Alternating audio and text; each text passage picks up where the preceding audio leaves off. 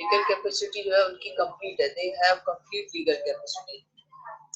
Legal सब की capacity जो है किसी भी तरह से उसमें किसी किस्म का कोई मसला नहीं है, मगर उसके लिए वही शर्त आएगी जो हम लीगल कैपेसिटी जब हमने डिस्कस की थी तो उसके अंदर हमने पढ़ा था कि जनाब जो लीगल कैपेसिटी है उसके लिए सबसे पहली शर्त तो ये है कि बंदा इंसेन ना हो, यानी सेन हो, उसका जहनी तवाजुन ठीक होना चाहिए। उसके बाद ये था कि legal capacity of a child जो है वो 7 इयर्स ओल्ड चाइल्ड से स्टार्ट हो जाती है। 7 साल का जब बच्चा हो जाता है, अब टू सम एक्सटेंट उसके अंदर जो है रुश्द यानी कि अकल डेवलप होना शुरू हो चुकी होती है, लेकिन फिर भी उसकी कंप्लीट लीगल कैपेसिटी डेवलप उस वक्त होती है जब हम उसे कहते हैं कि जनाब ही हैज और शी हैज अटेन्ड प्यूबर्टी। तो प्यूबर्टी जो है वो बॉडी की फिजिकल कंप्लीट होने को कहते हैं। अच्छा, फिजिकली तो आप यानी कि कोई भी इंसान अगर मुकम्मल हो गया है, प्यूबर्टी एज को पहुंच गया है, तो इसका ये मतलब ये कि ही हैज और she has a complete legal capacity up to extend of physical appearance और फिजिकल जो है वो उसकी बॉडी जो है वो तो मुकम्मल हो गई, लेकिन साथ के साथ उसका सेन या कि दूसरे लफ्जों में अक्लमंद होना भी जरूरी है। आकिल, आप देखें ना जब कभी कोई एफिडेविट होता है उसमें लिखा होता है कि आकिल और बालिग दोनों लफ्ज लिखे होते हैं। आकिल यानी सेन, रुश्द यानी अकल का डेवलप होना, और साथ के साथ जिस्मानी तौर पर और जहनी तौर पर मेच्योर होना भी जरूरी है। अच्छा, marriage is a legal contract which possess high significance and sacredness in Islamic law. Muslim jurists therefore provide certain principles and conditions to secure it from defective decisions. Guardianship in Sharia is the legal authority of a person who is fully competent to safeguard the rights and interests of another who is incapable of doing independently due to no or limited legal capacity. According to Hanafi school of law, a mature free Muslim woman has complete legal capacity to enter into the marriage contract. Guardian's absence in her marriage does not make the marriage contract invalid, provided it fulfill other conditions. The principal aims of this paper is examine the legal capacity of guardianship. अच्छा, ये जो हमारे पास जो आपकी screen के ऊपर भी show हो रहा होगा, ये जो रिसर्च पेपर है ये इसी पॉइंट ऑफ व्यू से लिखा हुआ है कि किसी भी औरत की जो लीगल कैपेसिटी है वो क्या है इस्लाम के अंदर, उसका क्या कॉन्सेप्ट है, ये डिफरेंट जो स्कूल ऑफ थॉट्स के लोग हैं उनका क्या कहना है। ठीक है, अभी हम अपनी किताब में से भी थोड़ा सा पढ़ते हैं। सबसे शुरू के अंदर ये हमारी, मैं अभी बुक में से रीड करती हूँ फिर मैं इसको एक्सप्लेन करती हूँ। A woman is said to possess imperfect legal capacity. Those who hold this view deny her the right to be the head of the state, the right to be a qazi, and the right to testify in cases being tried under the Hudud and the Qisas provisions. In addition to this, she does not have the right to divorce like the right of given to a man. She is given a share in inheritance that is equal to half the share of male heir, and the diya paid in compensation of her. अच्छा, ये जो इस her death के अंदर ये जो लिखा है ना, इसको आप काटते हैं क्योंकि ये जो है ये गलत लिखी हुई है बात। कंपनसेशन कोर्स के अंदर हमने भी केस वगैरह चलाया है, तो कंपनसेशन जो है कंप्लीट होती है, हाफ नहीं होती, चाहे केस औरत की कत्ल का हो या मर्द की कत्ल का हो। कंपनसेशन मुकम्मल जो दियत की अमाउंट है वो देखी जाती है। अच्छा, आगे कहता है कि these provisions have led certain Orientalists like Joseph Chassid to observe that in Islamic law a woman is a half man. Women who are struggling for the emancipation of women and the acceptance of their rights in Muslim countries have objected seriously to such status granted to them, demanding equality with the men. They maintain the status of women. अच्छा, ये वो सारी बातें हैं जो कि पूरी दुनिया के अंदर लोग डिस्कस करते हैं। अब इनका आंसर जो है वो हम वो जरूर वन बाय वन में सारे सवालात को एड्रेस करते जाएंगे। ठीक है, अच्छा, should be the same as that of men, by which they means that their legal capacity should not be considered imperfect or deficient in any way.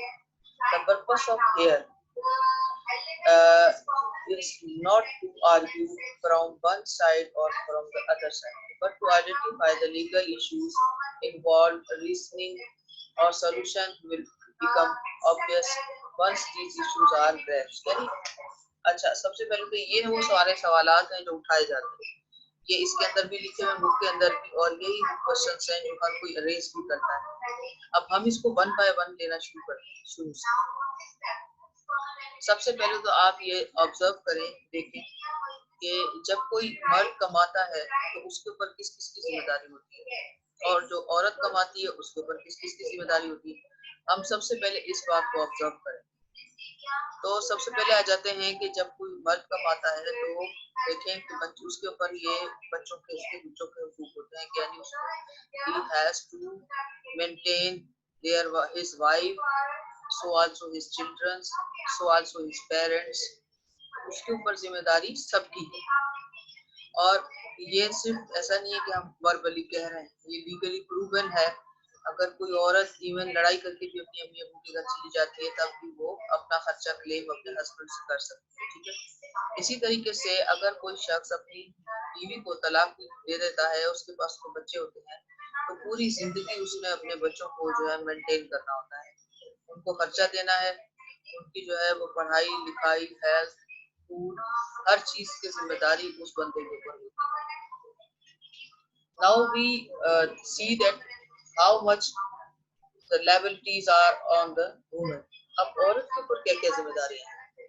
अगर कोई औरत कमाती है तो उसके ऊपर जो है वो ये जिम्मेदारियां नहीं, वो अपनी खुशी से चाहे तो अपने शौहर को भी दे सकती है। अगर आप ये लें, आपको अगर जरूरत है तो मैं आपको दे देती हूँ, आपको जरूरत है या नहीं है। और दूसरी तरफ शादी होने के बाद उसके पेरेंट्स की जिम्मेदारी उस पर नहीं रहती, बच्चों की जिम्मेदारी अपने बाप के ऊपर है, उसके ऊपर नहीं। वो चाहे तो अपने बच्चों पे अपने शौहर अपने घर पे ही जाहिर सी बात है खर्चा करेगी, लेकिन जिम्मेदारी उसके ऊपर बिल्कुल भी नहीं है। कोई जाके कोर्ट में ये नहीं कह सकता कि जनाब आप हमें खर्चा दें। मिसाल के तौर पर हस्बैंड नहीं कमाता और वो जाके कोर्ट में क्या कहेगा कि जनाब मैं कमाता नहीं हूँ इसलिए मेरी बीवी को कहा जाए कि वो मुझे जो है वो खर्चा दे। No, you can't do this. उसको ये कोई हक ऐसा हासिल नहीं। या कोई फादर जाकर के अपने जो है वो बेटी के खिलाफ केस फाइल कर सकता है कि मेरे जो है वो बेटी को कहा जाए कि क्योंकि मैं इसका फादर नहीं, लेकिन बेटी क्या कोर्ट में जा सकती है कि मेरे अब्बू से कहा जाए वो मुझे मेंटेन? बिल्कुल जा सकती है। इवन दो कि उसकी शादी हो जाए और उसके बाद वो अगर डाइवोर्स हो जाती है, then afterwards she also become a liability upon his father. ठीक है, अपने वालिद के ऊपर दोबारा उसकी जिम्मेदारी आ जाती है। इसी पर्सपेक्टिव व्यू से देखते हुए इस्लामिक लॉ के अंदर, क्योंकि इस्लाम ने क्या किया है कि सारी जिम्मेदारी उठा करके औरत के कंधे से मर्द के कंधे पे डाली है, ताकि औरत अपने आप को कंफर्टेबल फील करे और अपने जो भी उसकी जिम्मेदारियां दूसरी हैं वो उनको आराम से निभा सके, ताकि उसके ऊपर ये प्रेशर ना हो कि उसने कमाना भी है, क्योंकि उसके ऊपर ये जो जिम्मेदारी घर की डाली गई है उसके ऊपर बाहर की कोई जिम्मेदारी डाली नहीं गई। हाँ, वो अगर अपनी खुशी से कुछ करना चाहती है तो उसके लिए भी उसको परमिशन इस्लाम में दी गई है कि वो इल्म हासिल कर सकती है, अपने आप को जो है वो स्किल्ड कर सकती है। उसको कोई इसके ऊपर पाबंदी नहीं है कि वो तालीम हासिल ना करे, कोई पाबंदी नहीं है कि वो कुछ अपने अगर उसके पास बिजनेस है, क्योंकि हजरत बीबी खदीजा रजी अल्लाह अन्हा बहुत बड़ी बिजनेस वूमेन थी जो हजूर सल्लल्लाहु अलैहि वसल्लम की वाइफ थी, तो औरत को बिजनेस करने का भी राइट है। इसीलिए उसका जो शेयर रखा गया है वो हाफ रखा गया है। क्यों? क्योंकि वो उसका शेयर सिर्फ उसका अपना है, लेकिन अगर कोई मर्द है, कोई मैन है, उसको कोई शेयर मिलता है तो उसके शेयर के अंदर सबके शेयर, सबकी जिम्मेदारी शामिल हो जाती है। यानी उसको अपनी वाइफ को भी देना है, अपने बच्चों को भी देना है, अपने पेरेंट्स को भी सपोर्ट करना है, अपने घर की सारी जिम्मेदारी उसके ऊपर है। लेकिन अगर कोई लेडी को जो है वो जायदाद मिलती है, कहीं से कोई हिस्सा मिलता है, तो वो सिर्फ उसका अपना, उसके अंदर उसके ऊपर कोई जिम्मेदारी। ये तो हो गया एक पहलू। दूसरी तरफ आ जाते हैं हमारे पास एविडेंस की। अगर हम बात करें कि जनाब एविडेंस क्यों उसकी जो है हाफ रखी गई है और टू वुमेन्स का क्यों कहा गया है। अच्छा, अब आपकी अपनी किताब की तरफ आ जाते हैं, उसमें एविडेंस ऑफ वुमेन के बारे में लिखा हुआ है. The most important issue appears to be that of the evidence of women, that is split into two sub-issues. The first is whether evidence of a woman is excluded by the text of Quran and Sunnah in case of women.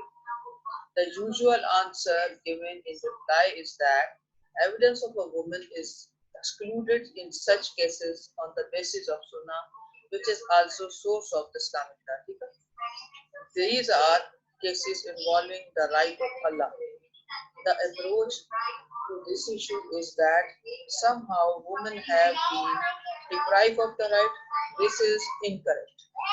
Evidence in these cases and the other two is a duty and not a right.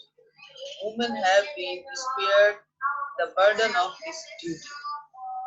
The purpose is to waive the penalty of hud, which is usually extreme punishment, and to show mercy to the accused in the indirect way. This perhaps is the intention of the lawgiver related to this. This is the micro conception that the offense of a rape cannot be proved and punished with the evidence of one woman. It is true that had cannot be awarded upon the testimony of one woman, but that does not mean that no other punishment can be awarded to the rapist on the basis of such testimony. The rule of ruler or the state has wide powers under the doctrine of Siyasa Sharia to award the equally stiff penalty. The Federal Sharia Court of Pakistan has ruled that this will be possible. The second sub-issue is about the evidence of two women being equal to that of the one man. This requirement is derived from the verse of Quran and is supported by Sunnah. The detail of this problem cannot be discussed here. It is suggested, however, that the scholar of this age may try. Hello जी जी, क्या किसी को आवाज के अंदर issue हो रहा है? नहीं मैम, वो आपकी साइड से पीछे से कोई टीवी वगैरह चल रही है, उसका आवाज आ रहा है शायद. वो असल में मेरी बेटी की क्लास हो रही है ना ऑनलाइन, तो वो भी अपनी क्लास अटेंड कर रही है, तो उसकी भी थोड़ी बहुत आवाज आपकी तरफ आ रही होगी. लेकिन अब बात ये कि अब रिकॉर्डिंग हो रही है ना, तो मैं आपसे रिकॉर्डिंग शेयर कर लूंगी ना. अगर किसी को बीच में थोड़ा सा भी इशू होगा तो वो क्लियर हो जाएगा. ठीक है. अच्छा, अभी मैं लॉ ऑफ अपना एविडेंस ऑफ वुमेन के बारे में पढ़ रही हूँ. इसके अंदर देखें, सबसे पहली बात जो डिस्कस हुई है वो ये है कि हुदूद के जो केसेस हैं उसके अंदर कौन कौन से केसेस हैं. These are related to Almighty Allah, जिसको अल्लाह ताला ने कहा है कि ये हुकूकुल्लाह के साथ जो है वो अल्लाह ताला ने कुरान पाक में फरमाया कि he who has the evidence of any case, उसको जो है यानी कहा कि वो शख्स जिसके पास कोई गवाही है तो वो उसको छुपाए नहीं, आके जो है वो अदालत के अंदर पेश हो और गवाही दे. गवाही छुपाने वाले के दिल को गुनाहगार कहा है कुरान पाक में अल्लाह ताला ने.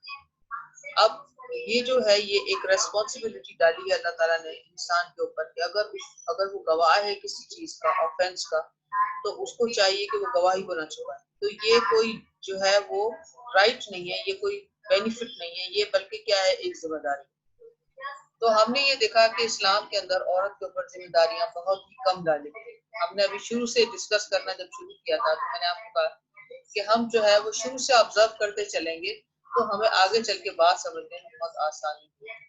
अब यहाँ पर क्योंकि एक गवाही देना जो है वो एक जिम्मेदारी है, ये कोई राइट नहीं है. ठीक है. इसके अंदर इस्लाम में अल्लाह ताला ने औरत को जो है थोड़ी सी जो है समझ ले लीनियंसी दी है, और उसके अंदर कहा है कि जनाब दो औरतें हों ताकि एक दूसरे को याद दिलाएं. अब उसके पीछे क्या डॉक्ट्राइन है, कुरान पाक में अल्लाह ताला ने कहा है. अब कुरान का जो हर्फ है वो हर्फ आखिर है, हम इसको इसी तरह समझते हैं. अच्छा, कुरान में अल्लाह ने कहा कि औरत जो है, क्योंकि औरत की याददाश्त कमजोर है. अच्छा, उसके अंदर जो है ना अल्लाह ताला ने क्लियरली लिखा है ताकि एक औरत दूसरी को याद दिला सके. यानी कहीं पर अगर मिसाल के तौर पर एक औरत को कोई चीज याद ना हो तो दूसरी जो लेडी हो वो उसकी हेल्प आउट करे. अच्छा, उसकी वजह क्या है? उसकी वजह ये है कि क्योंकि औरत बहुत सारे अपनी लाइफ के अंदर फेजेस से गुजरती है, जिसके अंदर एक उसका फेज होता है जिसमें वो प्रेगनेंसी से गुजरती है, उसके बाद जो है एक बच्चे को जन्म देती है। तो इस दरमियान में औरत की जो याददाश्त होती है या उसकी जो मेंटल कैपेसिटी होती है वो शेक हो जाती है बहुत बुरी तरह। अच्छा, अगर आप देखें तो कुरान में एक जगह अल्लाह ने फरमाया अगर औरत की याददाश्त को कमजोर ना रखा जाता, एक बार बल्कि हज़रत अली करमुल्लाह वजह का भी एक वाकया है। इसमें ऐसा था कि किसी शख्स ने आके पूछा कि या अली, ये जो है कहा जाता है कि औरत की याददाश्त बहुत कमजोर होती है, उसकी वजह क्या है? तो हजरत अली करबला वजह ने हवाला देते हुए कुरान पाक का कहा कि अल्लाह ताला फरमाता है कि औरत की याददाश्त कमजोर इसलिए है, अगर औरत की याददाश्त को बहुत ज्यादा जो है वो रखा जाता और वो कमजोर ना होती तो वो कभी भी एक बच्चा जन्म देने के बाद जिस तकलीफ से गुजरती है वो दूसरे बच्चे को कभी भी इस दुनिया में ना लाती। तो क्योंकि उस वक्त जो है क्योंकि याददाश्त एक तरह से समझ लें कि शेप हो जाती है एक वुमन इस फेज के अंदर से जब वो निकलती है वो बहुत तकलीफ देती है, बहुत ज्यादा तकलीफ से गुजरती है। इस वजह से अल्लाह ताला ने कहा कि एक औरत जो है वो दूसरी को याद दिलाए। आप अगर कुरानिक वर्सेस के अंदर से जाएंगे और उसको पढ़ेंगे, थोड़ा तर्जुमे के साथ कुरान पाक ले लें और उसको पढ़ें तो उसके अंदर आपकी नजर से जरूर ये आयत गुजरेगी। तो उसमें ये कहा गया कि जनाब दो औरतें होंगी तो एक दूसरे को याद दिलाएंगी। और दूसरी बात ये है कि अगर देखा जाए कि जो हुदूद के केसेस हैं उसके अंदर रेप का जो केस खासतौर पर या जिना का जो केस है वो इस तरह का मैटर है कि उसके अंदर जो है वो 4 मर्दों की गवाही कहा गया कि उसके ऊपर जो है वो पनिशमेंट है, क्योंकि जो हुदूद की सजाएं हैं वो बहुत ज्यादा सख्त है।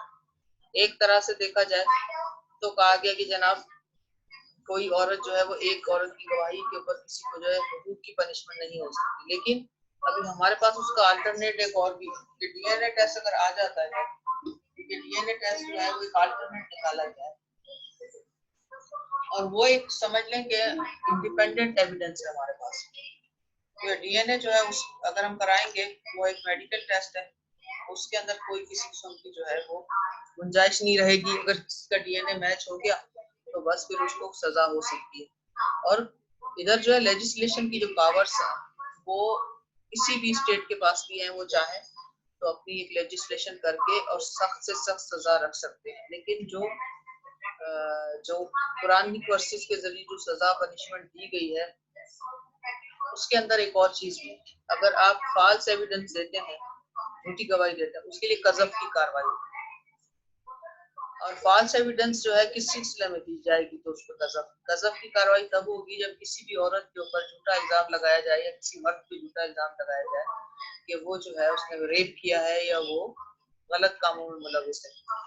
और अगर वो प्रूव ना हो पाए किसी वजह से, गवाही की वजह से या किसी भी वजह से, तो जो गवाही देने वाला शख्स है या जो इल्जाम लगाने वाला शख्स है उसके खिलाफ कज़फ की कार्रवाई हो सकती है। आप कज़फ की कार्रवाई बढ़ेंगे तो उसमें बहुत सख्त सजा है। तो एक तो इस तरह से भी स्पेयर हो गया।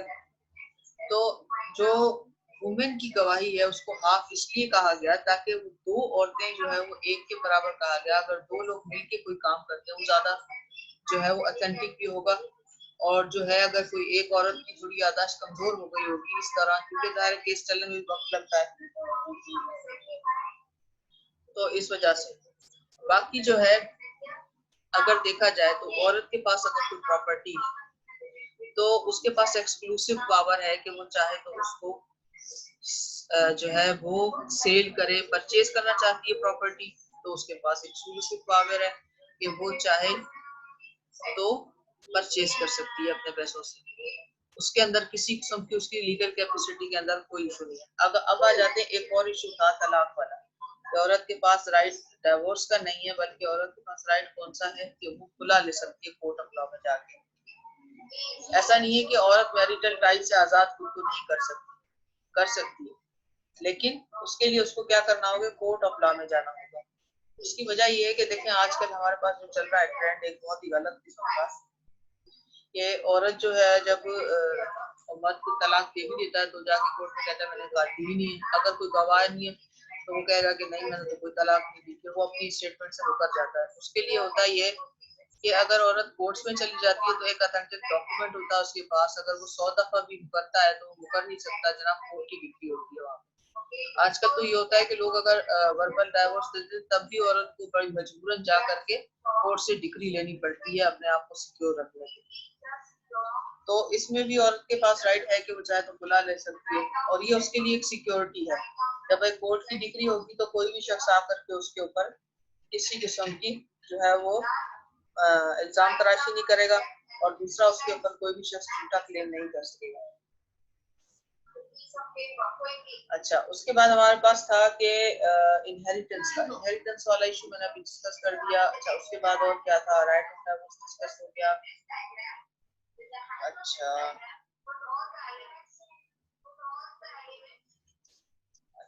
उसके बाद और क्या रह गया हमारे पास, जुडिशियल ऑफिस।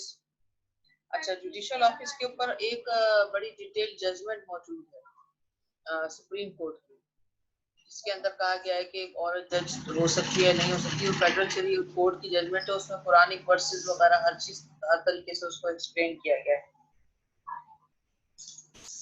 अब ये इसके ऊपर आर्ग्यूमेंट्स तो डिफरेंट हर टाइम के अंदर लोगों के दरमियान होते रहे। बाकी जो दियत का जहाँ तक ताल्लुक है तो दियत के बारे में ये है कि यहाँ पर जो लिखा हुआ है, इन द केस ऑफ दिया the majority of jurists hold that the diya of a woman is half that of a man. This view based on the some traditions and number of the reports from the companions, taking into account the number of reports from companions. Some of the jurists considered it to be the case of ijma, consensus of opinion. There are few jurists, however, like Ibn Mulia and Abu Bakr al-Asman, who maintain that the diyat of a male is equal to that of the female. अच्छा, रसूल पाक सल्लल्लाहु अलैहि वसल्लम की ऐसी कोई हदीस मौजूद नहीं है जिसमें रसूल पाक सल्लल्लाहु अलैहि वसल्लम ने कहा हो कि जनाब अगर औरत का कत्ल होगा तो दियत आधी होगी। ऐसी कोई बात नहीं है, ना ही कुरान पाक में ऐसी कोई वर्स मौजूद है। अब डिफरेंट टाइम्स के अंदर कुछ जूरिस्ट्स जो थे उनका ये ख्याल था कि क्योंकि गवाही आती होती है तो इसकी दियत भी आधी होनी चाहिए। लेकिन अभी इस वक्त हमारे पास हमारे मुल्क के अंदर और हमारे मुल्क समेत सऊदी अरब हो गया या ईरान हो गया या इराक हो गया या जहाँ जहाँ पर भी मुसलमान आबाद हैं वहाँ पर दियत मुकम्मल की जाती है, क्योंकि हजरत अबू बकर सिद्दीक रज़ी अल्लाह अन्हु के दौर में भी जितने केसेस डिसाइड हुए उसमें बिल्कुल इक्वल जो है वो दियत की, जितनी औरत की थी उतनी सेम उतनी ही मर्द की थी। अच्छा, कुरान के अंदर भी कहा गया है कि हाथ के बदले हाथ, कान के बदले कान। ऐसा कहीं भी नहीं कहा गया कि जनाब औरत का कान होगा तो आधा कान काटेंगे, मर्द का होगा तो पूरा काटेंगे, ऐसा कहीं नहीं कहा गया। तो जो किसास और दियत ऑर्डिनेंस है उसके अंदर सेम लिखा हुआ है कि चाहे किसी की भी जान ली हो, लेकिन जान लेने वाले के खिलाफ जो होगा, यानी अगर कार्रवाई होगी उसकी किसास की, तो उसमें बिल्कुल औरत और मर्द का कोई डिफरेंस उसमें नहीं लिखा हुआ। अच्छा, अब इसके अंदर और कोई मेरे ख्याल में टॉपिक बचा नहीं। आप में से अगर किसी को कोई क्वेश्चन करना हो लीगल कैपेसिटी के बारे में तो वो मैं बिल्कुल उसको डिटेल के साथ एक्सप्लेन कर दूंगी। और हमारी ये जो हमारे पास एक रिसर्च पेपर है, अब इसके अंदर भी देख लेते हैं।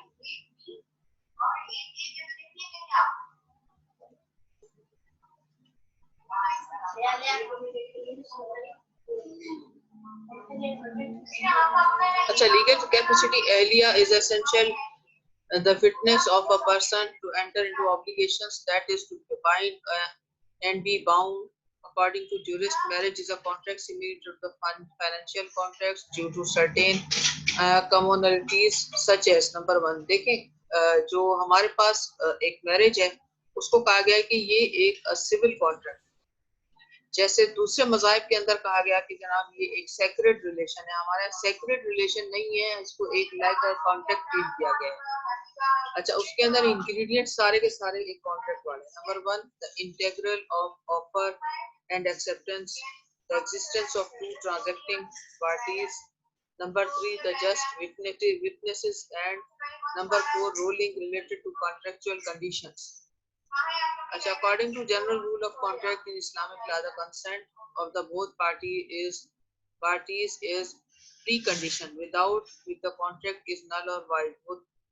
बगैर कंसेंट के अगर कोई कॉन्ट्रैक्ट भी होगा तब भी वो वैलिड नहीं होगा। इसी तरीके से मैरिटल टाइप भी वो उसको नल एंड वाइड करार दिया गया। तो जबरदस्ती की शादी का तो क्वेश्चन अराइज होता ही नहीं है, ठीक है। अच्छा, उसके बाद कौन सा हमारे पास टॉपिक है? अच्छा, अब आप में से किसी को कोई क्वेश्चन रेज करना हो तो आप कर सकते हैं। मैडम एक मेरा क्वेश्चन है, जी जी बोले। जो आपने शेयर के हिसाब से बताया कि जो मर्द का शेयर होता है वो उसकी वाइफ का होता है, उनके बच्चों का मतलब होता है। वाइफ का होता नहीं है, मतलब एक हस्बैंड के ऊपर जो है जिम्मेदारी उसकी वाइफ की भी डाली गई है इस्लामिक लॉ के अंदर, कि औरत जो है अगर अब उसका शौहर उसको खर्चा नहीं देता तो कोर्ट ऑफ लॉ में क्लेम कर सकती है कि मेरे हस्बैंड को बाउंड किया जाए कि मुझे खर्चा दे। शेयर नहीं होता, मैंने कहा कि उसके ऊपर जिम्मेदारी होती है। थोड़ा सा आप मतलब उसको समझे, आगे बताएं और क्या कहा था। मेरा मेरा प्रॉपर्टी के हिसाब से शेयर के मुतालिक क्वेश्चन है, तो जो औरत का आधा होता है और मर्द के पूरा होता है, तो जी वो जी। औरत का जो उनका जो शेयर होता है वो उसमें तो अगर उनको शेयर मिल जाएगा तो उसके बेटे भी उसमें हो गए, उसका हस्बैंड भी होगा, वो तो इक्वल शेयर देंगे इन सबको। ऐसे थोड़ा ही है कि वो नहीं अपने नहीं पास नहीं सारा नहीं रख नहीं, देंगे। नहीं आप समझे नहीं। औरत के पास जो प्रॉपर्टी है या औरत जो कुछ अपने पास ओन करती है, उसके पास जो है वो उसके ऊपर जिम्मेदारी किसी की भी नहीं है। ना अपने शोहर को खर्चा देने की जिम्मेदारी है, ना अपने बच्चों का खर्चा उठाने की जिम्मेदारी। कोर्ट ऑफ लॉ में जाके ना तो उसका बेटा ये उससे मांग सकता है कि मेरी माँ को कहा जाए ये मुझे दे, नहीं मांग सकता वो बिल्कुल भी। और ना उसका शोहर उसके खिलाफ जा सकता है कि मेरी बीवी को कहा जाए कि ये मुझे दे, बिल्कुल भी नहीं। उसकी अपनी डिस्क्रिशन है, उसकी अपनी डिस्क्रिशन है। अगर वो चाहे तो किसी को जो है वो अपनी कमाई में से दे, अगर वो चाहे तो अपनी प्रॉपर्टी में से किसी को दे, अगर ना चाहे तो ना दे। लेकिन मर्द के ऊपर ऐसे, मर्द के केस में ऐसा बिल्कुल नहीं है। उसके खिलाफ औरत जा सकती है कोर्ट में, उसके खिलाफ उसके बच्चे जा सकते हैं कोर्ट में जाकर के उससे जबरदस्ती ले सकते हैं। ये बात है। आप थोड़ा सा जब आप वकालत करेंगे तो आपके पास औरतें आएंगी कि हमारे हस्बैंड हमें खर्चा नहीं दे रहे तो हमारा खर्चे का केस फाइल कर दो। मर्द कभी नहीं आएगा आपके पास, क्योंकि वो आ ही नहीं सकता। वो कैसे आएगा? औरत भले लखपति हो और बंदे के पास 1 रुपया भी ना हो तो तब भी वो बंदा जाके उसके खिलाफ क्लेम नहीं कर सकता। ठीक है, तो ये सिचुएशन थोड़ी डिफरेंट है। आप थोड़ा सा उसको गौर से देखेंगे ना फिर आपको थोड़ी बात समझ में आएगी। अच्छा, आगे और बताएं, आपको क्या पूछना है। जो आपने लॉ ऑफ एविडेंस के मुताबिक क्वेश्चन बोला कि औरत की जो मेमोरी होती है वो कमजोर होती है, हाँ, औरत की ये थोड़ा मेमोरी, समझ में जी नहीं जी। आ रहा। तो औरत कैसे कमजोर होती है, कैसे नहीं, कमजोर औरत होती है मतलब? बिल्कुल आपको समझ में ये इसलिए नहीं आ रहा क्योंकि आप एक तो मेडिकल साइंस से रिलेटेड नहीं है, आपने शायद पढ़ा नहीं है। दूसरी बात ये कि कुरानिक वर्सेस के अंदर अगर आप कुरान पाक पढ़ेंगे तब भी आपको समझ आएगा। दूसरा, आप अपनी मदर से ही पूछ ले किसी दिन, वही आपको बताएंगी कि औरत बहुत सारे फेजेस से गुजरती है, उस दरमियान उसकी मेमोरी शेक होती है, और मेमोरी शेक होने की वजह से उसकी याददाश्त जो है वो काफी हद तक जो है धुंधला जाती है थोड़े टाइम के बाद। और उसकी वजह से उसको चीजें जो है वो प्रॉपर तरीके से बिल्कुल जैसे एज इट इज। गवाही एक ऐसी चीज है, गवाही देना एक ऐसी चीज है जिसमें एक मामूली सी बात भी अगर मिस हो जाती है तो केस बिल्कुल कमजोर पड़ जाता है। अभी असल में आप सिर्फ स्टूडेंट हैं, अगर आप स्टूडेंट ना होते और आप एक एडवोकेट होते तो आप इस बात को और भी अच्छी तरह समझ जाते। ठीक है ना? अभी अगर आप मैडम एडवोकेट होते आप, नॉर्मल वेज में देखें तो जी जी। नॉर्मल वेज में देखें तो गवाही गवाही हम 50 साल पुरानी नहीं देते, औरत को नहीं लिखकर देते 50,000 साल पुरानी गवाही दी। नहीं, जो उसके पचास सामने हजार हुआ होगा पचास जाहिर है हजार साल वो की तो किसी की उम्र भी नहीं है। पहली बात तो ये कि 50,000 साल तो किसी की उम्र ही नहीं होती।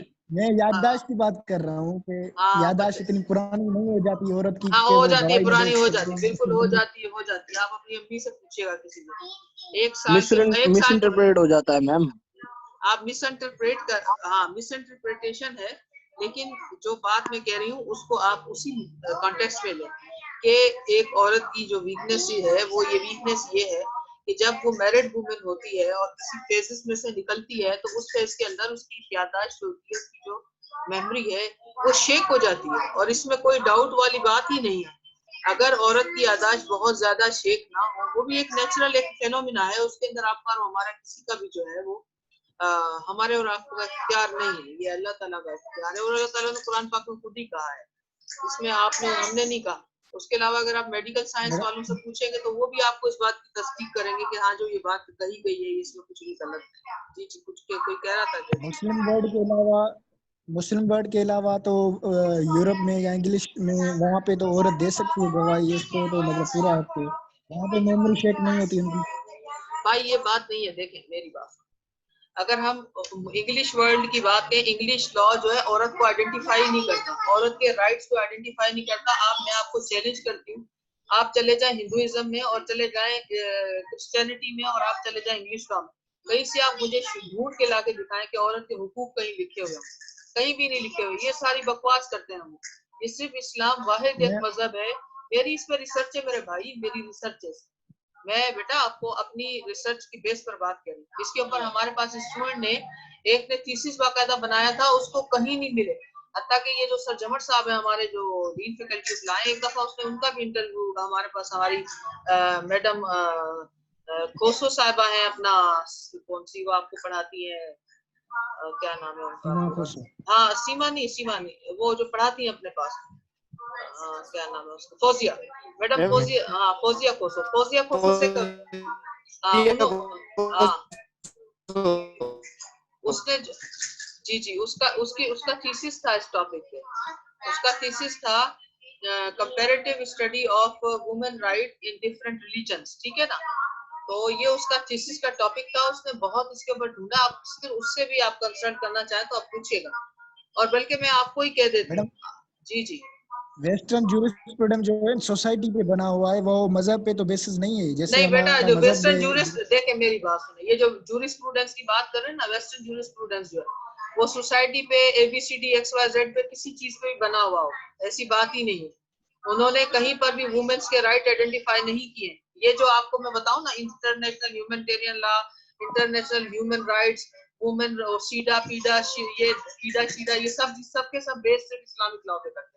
अगर आप जरा सा भी आप रूटेड माइंड से देखें ना, तो ये जो लॉ ऑफ वॉर्स है ना, ये रसूल पाक सल्लल्लाहु अलैहि वसल्लम ने आज से 1400 साल पहले जब मुसलमान जंगे करते थे ना, तब तय किए थे ये सारे, कि औरतों को और बच्चों को आपने हाथ नहीं लगाना, बीमारों को हाथ नहीं लगाना, आप दरख्त तक नहीं काटना।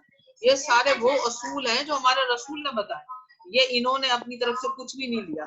मैं आपको साफ बात कह रही हूँ, आप भले जाइए और आप जाके स्टडी कीजिए। ये सब नॉन मुस्लिम जूरिस्ट जो है ना, इनको उंगली उठानी आती है। बाकी अगर आप फैक्चुअल कंडीशन पे आ जाएं तो आप चले जाएं यूरोप में, औरत को वो इंसान ही नहीं जानवर समझते थे। मैं आपको हकीकत बता रही हूँ, आप इनकी जरा स्टडी करें, इनकी हिस्ट्री स्टडी करें, इन्हीं की इंग्लिश लॉ के अंदर ही आप चले। तो इंडिपेंडेंस ज्यादा है औरत से। हमारी यहाँ जो 30% औरत काम करती है, वहाँ पर 50% तो वो तो औरत जानवरों की तरह काम लेते हैं। मैं आपको तभी बताऊं, सेकेंड वर्ल्ड वहाँ वार पे के बाद, फैमिली सिस्टम नहीं है, तभी वहाँ हाँ, पे फैमिली सिस्टम नहीं है, और यहाँ पे हमारे पास फैमिली सिस्टम है। हाँ, उसकी वजह यही है ना, क्योंकि औरत से वो काम लेते हैं, औरत को वो इस्तेमाल की चीज समझते हैं। मैं आपको बता रही हूँ, सेकेंड वर्ल्ड वार के बाद जब उनके पास मर्द कम हो गए थे, औरतें बच गई थी, उन्होंने अपनी सारी इकोनॉमी औरतों के ऊपर डाल दी थी। उनकी औरतों ने उनकी इकोनॉमी को बूस्ट किया, और उन्होंने किस किस तरह औरत को इस्तेमाल किया है, वो अगर आप डिटेल में जाएंगे तो ये बहुत बात आगे निकल जाएगी। लिहाजा इस्लामिक लॉ के अंदर सिर्फ और सिर्फ औरतों को हुकूक है, किसी मजहब के अंदर नहीं है। आप चले जाए किसी कानून में नहीं मिलेंगे आप। इवन अगर आप चाहें तो ये रोमन इंस्टीट्यूट की बहुत ज्यादा बात होती है, उसमें आप चले जाएं, वहां भी आपको वुमेन के कोई हकूक बताए हुए नहीं मिलेंगे। वो लोग औरत को इस लायक समझते ही नहीं थे कि वो उनको हुकूक दे। और रसूल पाक का जब सल्लल्लाहु अलैहि वसल्लम जब आए इस दुनिया में, तब भी यही हाल था इनका। बहरहाल औरत को बहुत हुकूक दिए गए हैं, और उसकी अगर यहाँ पर अगर गवाही आदि रखी गई है, उसकी कुछ ना कुछ रीजन है उसके बिहाइंड। और अल्लाह ताला ने औरत पे बहुत कम जिम्मेदारी डाली है, ताकि वो आराम से जो है वो अपनी जिम्मेदारियां जो उसके ऊपर दूसरी धरती और है उनको वो उठा सके, बच्चों की तरबियत कर सके, उनको एक अच्छा इंसान बना सके। क्योंकि माँ के अलावा कोई भी अपने बच्चे की तरबियत कर ही नहीं सकता ठीक तरीके से। अच्छा, अब हमारी क्लास में थोड़े से चंद मिनट सेकंड बल्कि बाकी, तो सीआर आपने अटेंडेंस ले ली? थोड़ी स्टडी है। जी मैम स्क्रीन शेयर स्टॉप करें तो। वहाँ पे तो हमने रोमन के दौर में जो औरतें हैं वो उन्होंने एस्ट्रोलॉजी पे काम किया हुआ है, उन्होंने फिलोसफी पे काम किया हुआ है, उनके आज तक बुक लिखे हुए हैं औरत के। मेरे भाई, वो मैं आपको बता रही हूँ ना, आप चले जाए रोमन इंस्टीट्यूट के अंदर, आप वुमेन्स राइट पे आप मुझे कुछ भी लाकर आप एक काम करती हूँ।